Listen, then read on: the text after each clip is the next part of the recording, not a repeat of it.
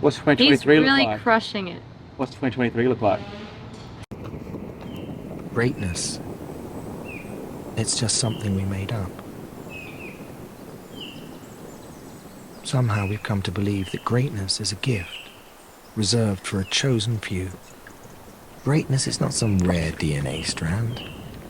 It's not some precious thing. Greatness is no more unique to us than breathing. We're all capable of it. All of us. Hey guys, we are back in Nashville. We just got back from Madison, Wisconsin.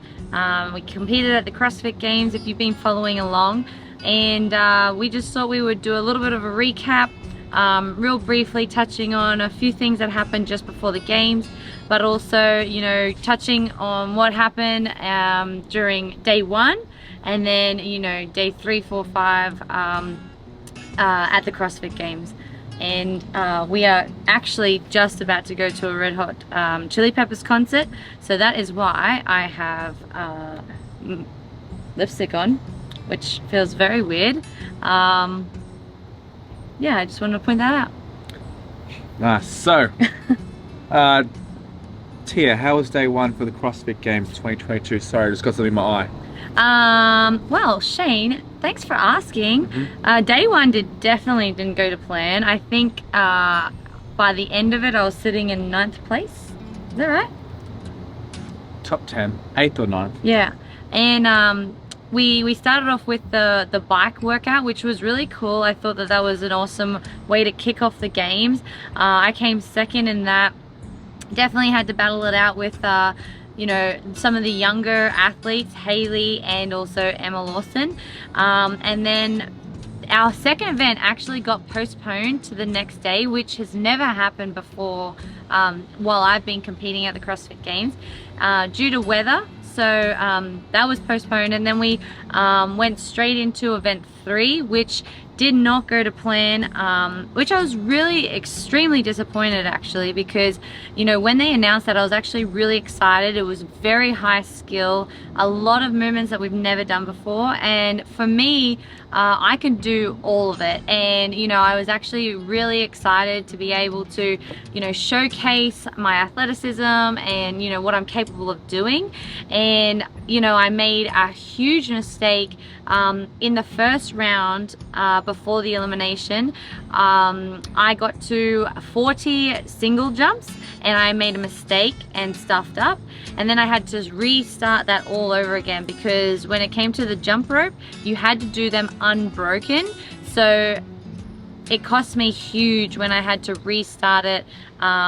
Instead of just doing, what, 75 single jumps, I had to do like 125. So in such a short workout, that is extremely costly, and I just missed out going into the next round.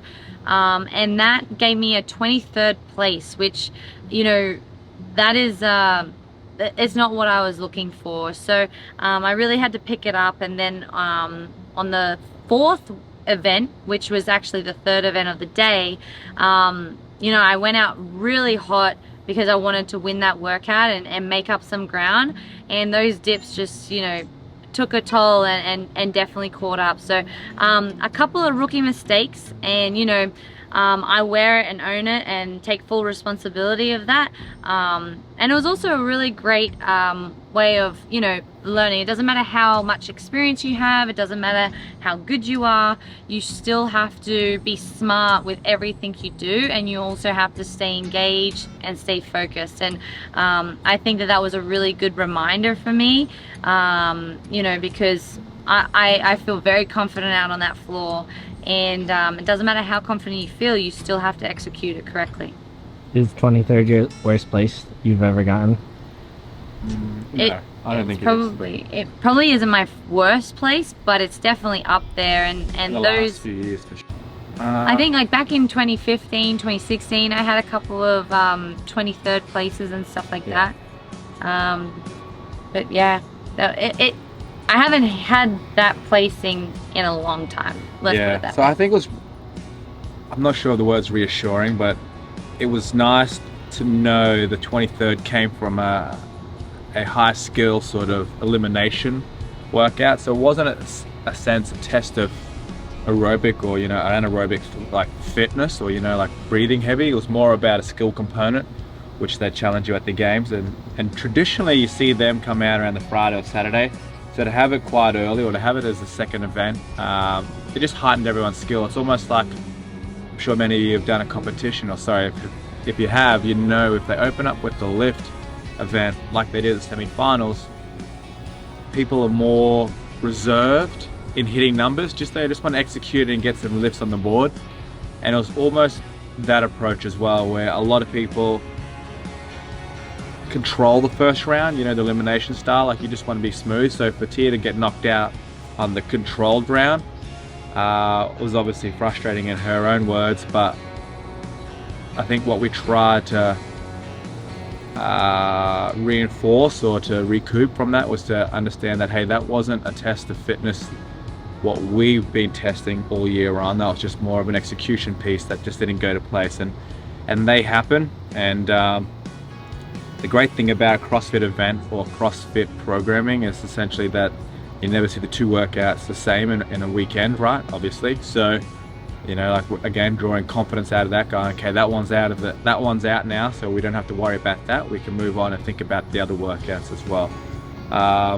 You know, and it's moments like that or times like that where you have to not dig deep, but reassure yourself and not get start overcompensating for something as well. I think that's what Tia learned after event 3. Is that right? Like the fourth event, the third event for the night. So let's call that event 4. Is that I think she went in there with a mindset she's going to undo her wrong immediately.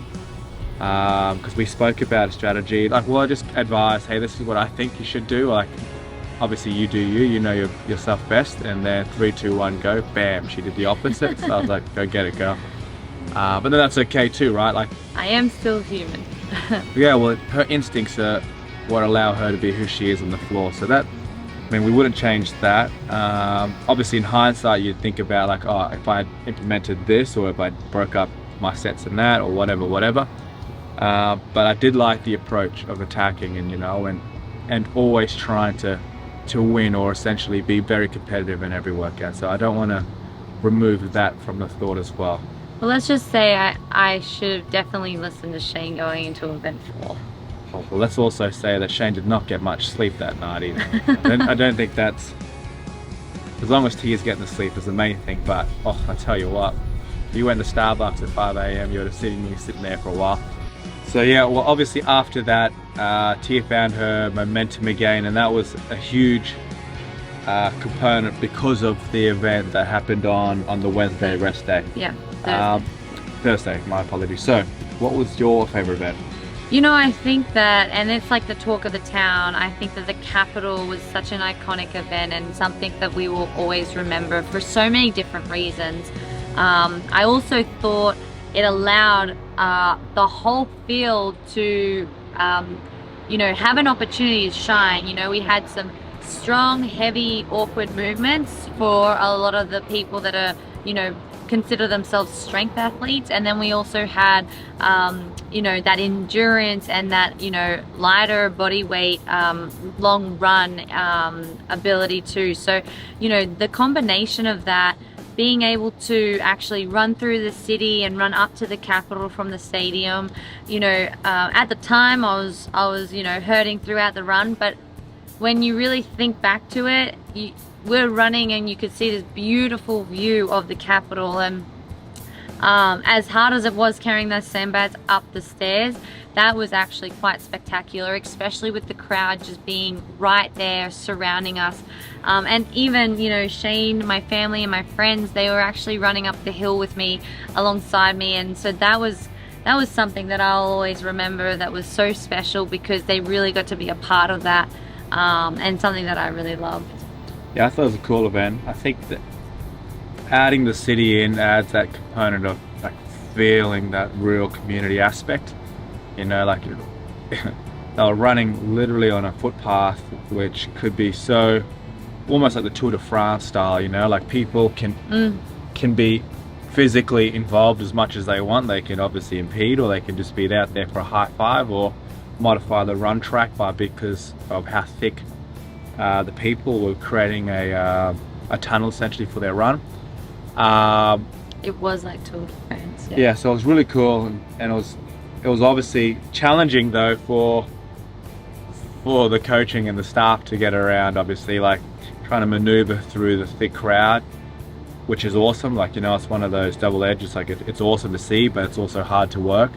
But I thought that was really cool. I think the aspect of the run, I think the pig flip was not a critical component of the workout. I think obviously it was the run being a large portion of that, and then just your training had to come into play of like your odd objects or your sandbag hold. I think it came down to that really. Tia talked about managing the forearms, the farmers, and then trying to execute or be aggressive in the sandbag. But I think naturally, as you've seen as well in the prior heats, that fatigue just sets in really well for a lot of them. I don't know why I'm laughing, probably shouldn't laugh at that. Effort was there, hey? I think there's been good discussions about the programming and what our thoughts are. I think right now we're in that early stage of just like decompressing from the games, and I'm sure if you follow this channel for a while, you'll know that we like to stay off the grid, and I think it's natural, right, for all high-end competitions, just to catch up on things that you deprive yourself on: sleep, eating food, talking to family, small things of like chores. Gotta mow the lawn, I'm guilty of that. But all that, and then once all that settles, I like to sit back now and then essentially pull out the whiteboard and then strip apart the programming and learn from it, right? Like try to build some lessons learned there, some things to implement in our training. I will say there's a lot of, and I think many of us think the same, a lot of errors and learnings. I want to say errors. I think there's always learnings there, but I think more the programming and precisely the movements and the equipment used. I think that was more versatile this year, which is good. I'm indifferent right now. I think it's just allowed us to think, okay, capturing some of this just makes it more complex, knowing the versatility and how it was used in workouts. Essentially like the clean and jerk workout with the kettlebells, that stimulus with the sled and kettlebells just makes it harder to comprehend because of the combination being so unique, if that makes sense, right? Like if had that been a barbell, the athletes would clearly identify whether or not that barbell was difficult. And it's not the load, it was just because the combination now made it difficult or whatever. Anyway, I'm still comprehending a few thoughts on that. Indifferent, I think it was obviously a completely different showing into previous years. Love to chat to our coaching staff and Boz and coaching staff and just talk more about that. I love an open conversation. And that said too, if you had a favorite event, especially if you're in the programming or in the competitive space, please put a comment down. Love to see what you think and maybe share some insight of some of your observation. I think that'll be cool for us as well. Yeah. But what you got? No, I think that's about it. I hope you guys enjoyed the little recap. Where we're going? We're going to Canada? Oh, well, we are actually going to head to Canada tomorrow. Going to Banff? No, we're not going to Banff. Oh. We're going to Toronto to do our visas. But if we get stranded in Canada, we're going to take advantage and actually go and see some beautiful places up there. Yeah, I think we're going to make the most of Canada, decompress, chill out, drink wine, get fat, and then enjoy it. What was I going to say? No.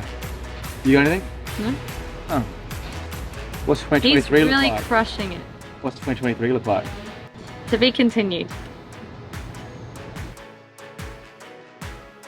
I'm pulling up with an emo chick that's broken. This that college dropout music every day like that. She be too thick and my friends are all annoying. We go dumb, yeah, we go.